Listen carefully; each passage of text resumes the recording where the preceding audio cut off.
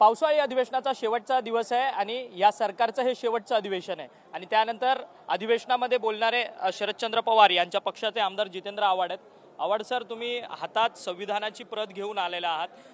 आपण या संपूर्ण पावसाळी अधिवेशनामध्ये वेळोवेळी सरकारला जाब विचारलेला आहे अनेक बिलच्या संदर्भात.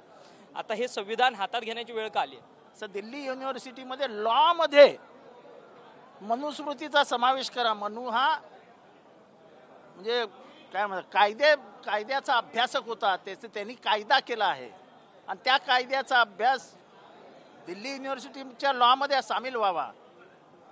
अर्थात त्याचा आता विरोध झाला, टीचर्सने विरोध केला म्हणून ते आता रद्द झालं. पण म्हणजे यांची मानसिकता आहे मनु आणण्याची. आपल्या सरकारची ही मानसिकता होती मनु आणण्याची. आज मी मनु काय काय म्हणालाय ते नरहर कुरुंदकरांच्या पुस्तकात तर काढलंय. मनुला थोडक्यात वर्णन करायचं मनुचं तर मनु हा प्रचंड वर्णवर्चस्ववादी होता. तो प्रचंड स्त्रीविरोधक होता. स्त्रीचं दास्यत्वच त्याला मान्य होतं. स्त्री ही व्याभिचारीच असते असं त्याचं मत होतं. आणि चांगल्या पुरुषांना बिघडवणारी कोण तर स्त्री.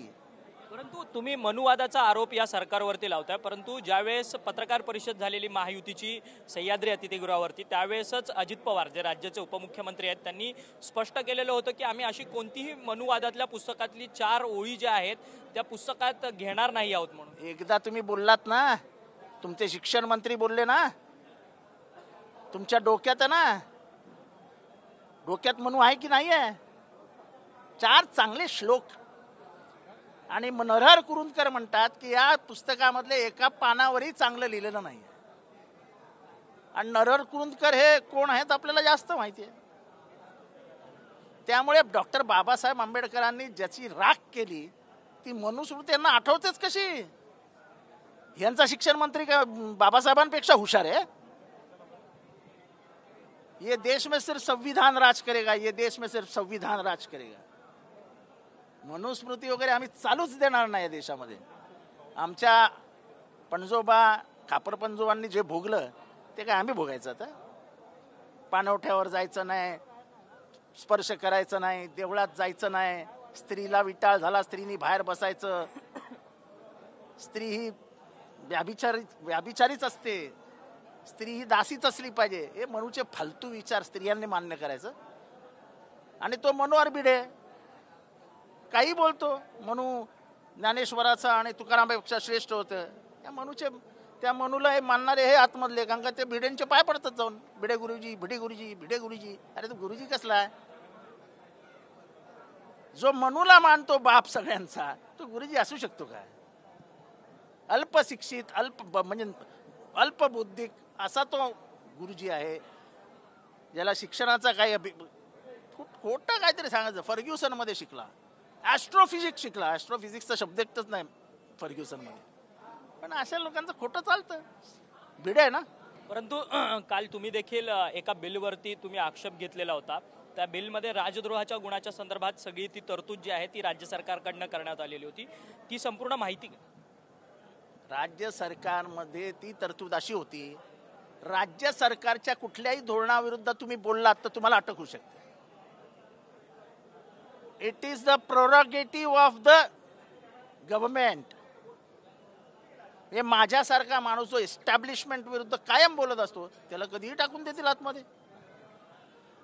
एक लक्षात घ्या, मला महाराष्ट्रातल्या आणि जे ऐकतील त्यांना सांगायचं आहे की मॅच्युअर्ड डेमोक्रेसीकडे जेव्हा देश जातो तेव्हा एका वेगळ्या विचाराचे लोक, बौद्धिक इंटेलेक्च्युअल्स, वेगवेगळ्या क्षेत्रात आहे, सायन्स, जॉग्रफी, सिव्हिल राईट्स, ह्याच्यामधले काम करणारे लोक सिव्हिल सोसायटीमध्ये अग्रेसिव्ह होतात.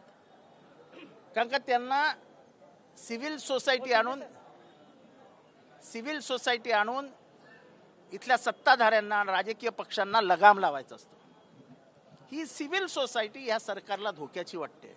टीस्ता सटलवाड, अंजली दमानिया, म्हणजे वरवरा राव तर बिचारे एक काय कविता लिहिली तर त्यांना 4 वर्ष जेलमध्ये टाकलं.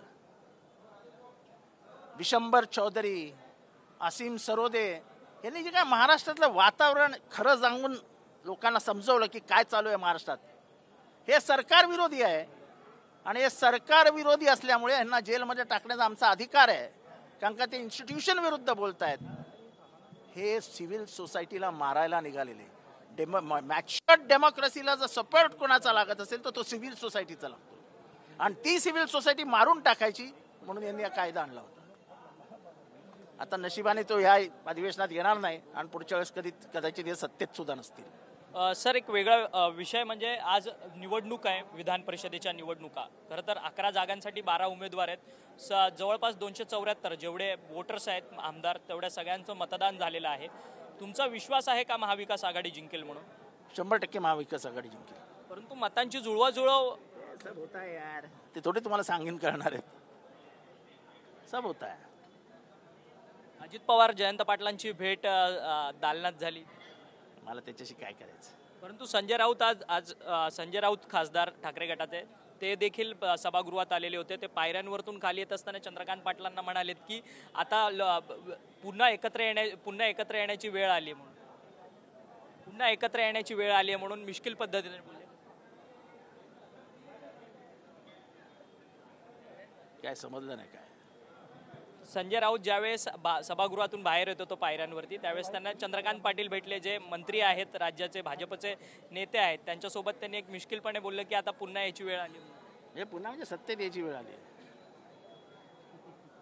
पुन्हा यायची वेळ झाली म्हणजे सत्तेत.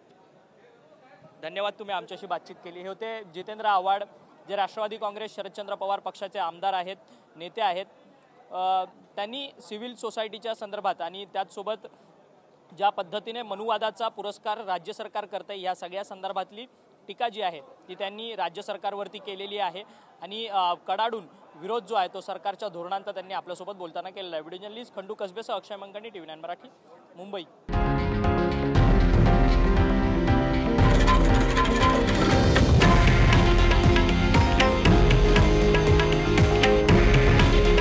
हे आहे देशातील नंबर 1 न्यूज नेटवर्क आणि आपण पाहत आहात TV9 मराठी. काळजी तुमची, हित महाराष्ट्राचं.